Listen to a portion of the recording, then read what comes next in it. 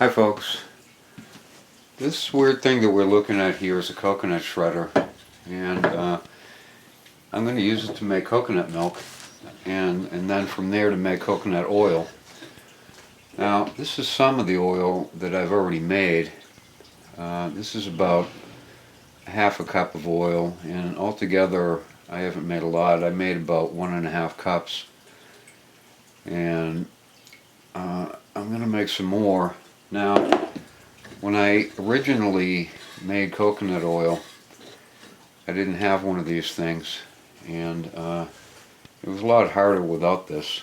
What I did was I took the coconut meat out of the coconut shells, which is a seriously hard job, and I cut it up into small pieces and then put it into a blender with some water and blended it up to so that I could make the coconut milk. Now this thing makes it a lot easier. I bought this at an Asian supermarket, and I paid $13 for it. And if you're going to make coconut milk, it's really recommended to have one of these. It makes doing the job way easier. Now the first thing you're going to need if you're going to make coconut oil, of course, is you need coconuts. You want brown coconuts.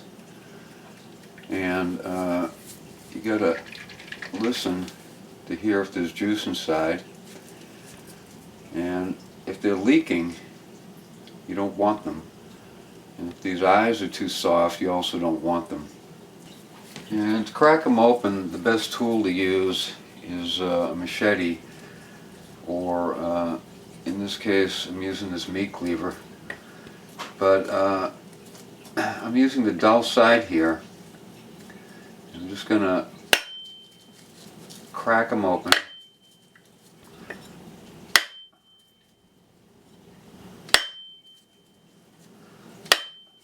Just go around the edge, and it'll crack.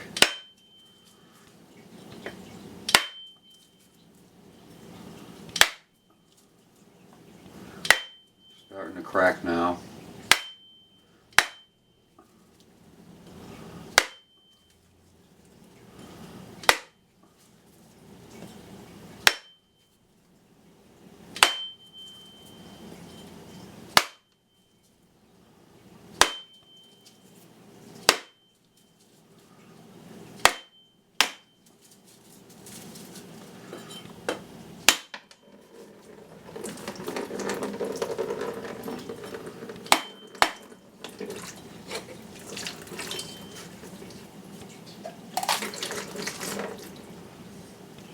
So, now we have a cracked coconut. Here I got my coconuts and my shredder, and all you do is you just shred the coconut into a bowl. You just want to spin the coconut, kind of. Just keep turning it.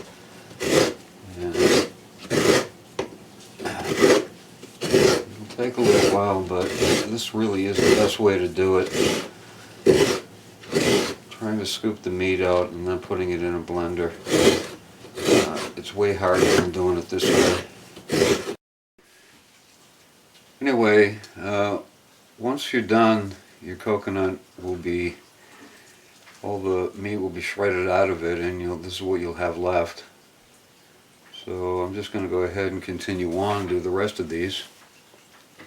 So here we have all the coconut meat shredded up, and the next step is to add some water to it so that we can extract the coconut milk. So here I've got the shredded coconut mixed with water, and the next step is to strain it, and that's about, I'd say, pretty nearly an equal volume of water as to the shredded coconut.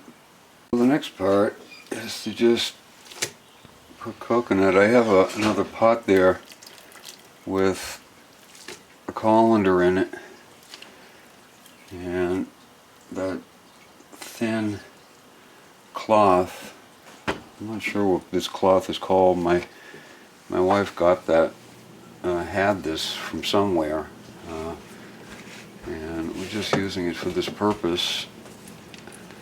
She said this would be a good cloth to use.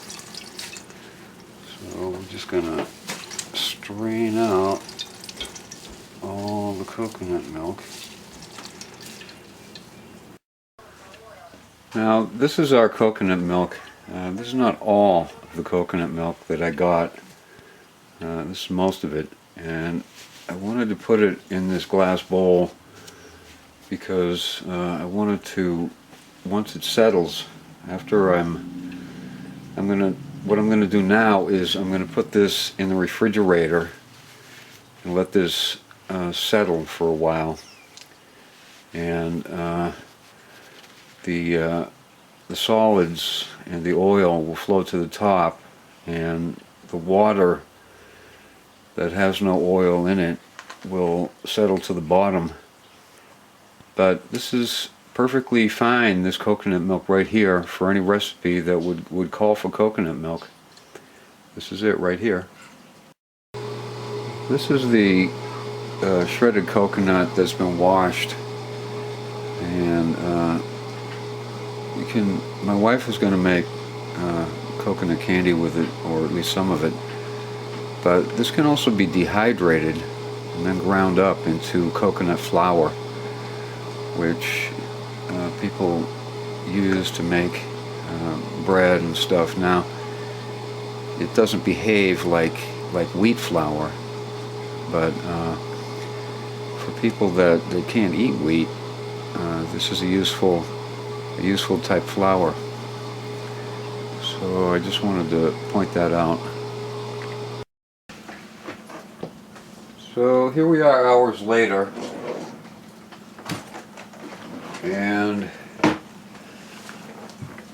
you can see that this is separated. This white part on the top here is pretty much what we want. And there's water underneath it.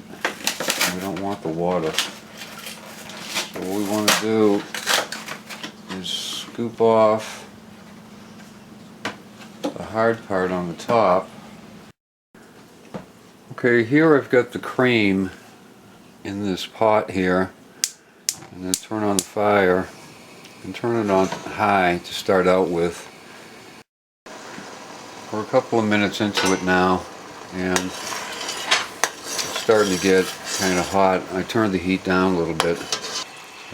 This might take up to an hour to do, but it's not hard. You just gotta, every now and then, just give it a gentle stir. Here you can see that the solids are pretty much separate from the oil, but you don't want to stop at this point. You want to keep going until these solids start to turn brown. We're almost done here.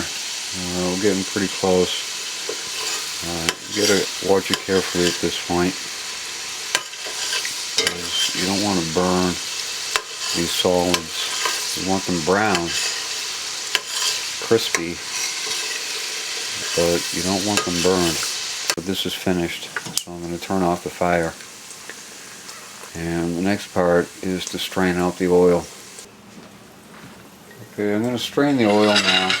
It just so happens I don't have a regular strainer. I need to get one. Now, that's a Pyrex measuring cup. Don't try to do that with a plastic measuring cup. You'll regret it. What we have here is about almost 1 cup of oil. Pretty nearly 1 cup. That's for 6 coconuts. Now the amount of oil you're going to get with when you do this is going to really depend on the coconuts. Sometimes it'll be more and sometimes less. So this isn't too bad for 6 coconuts, but you can't count on this amount. It'll be in this vicinity. I got roughly 1 cup out of 6 coconuts.